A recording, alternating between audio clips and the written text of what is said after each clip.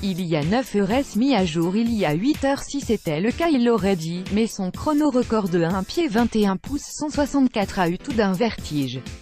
Déçu d'avoir balancé ses 2 dernières courses de 2017 pour le coup il était en mode « fête », il avait clamé en arrivant en Australie être là pour tout rafler et il a commencé à mettre sa menace à exécution. Une chose est sûre, tout le crédit lui revient car il ne connaissait pas le potentiel de sa voiture avant de la pousser dans ses derniers retranchements lors de ce fameux tour. Il n'en a pas trop fait, contrairement à un Sebastian Vettel, Ferrari, ou un Max Verstappen, Red Bull, un peu fautif. La Mercedes est-elle si supérieure à la Ferrari? 0,6 sur le tour chrono, c'est presque de l'ordre de la punition. La Mercedes W08 était une diva qui avait réclamé de la mise au point début 2017 et Vettel en avait profité dès Melbourne. En qualification, on un W09 and degree 44 impressionante de stabilité, mené sans broncarlo.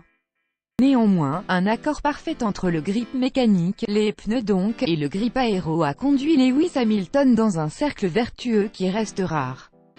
Ce ne sera pas le cas tous les samedis et la différence de performance entre la flèche d'argent et la Rossa est peut-être plus proche des 0,034 du premier run que des 0,664 du second.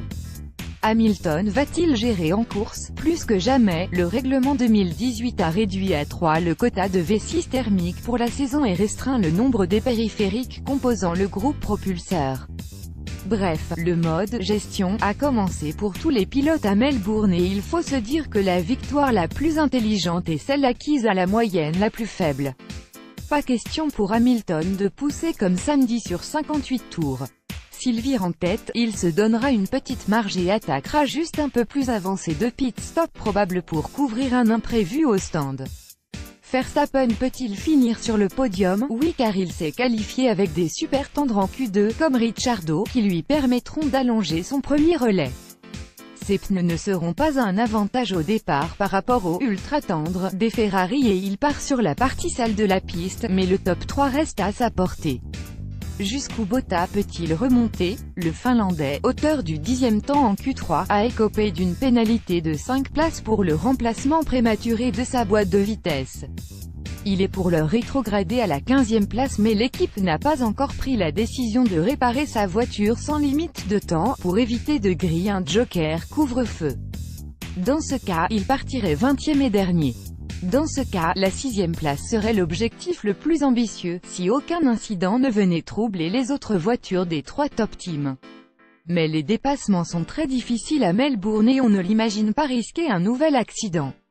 Sa priorité sera de marquer des points.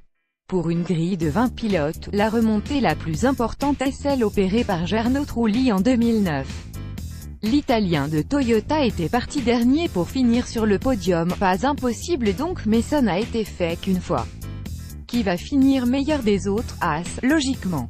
L'écurie états-unienne peut être fière de sa VF18, c'est un clone à peine déguisé de la Ferrari de 2017 et son statut de client des rouges est le meilleur raccourci vers la performance.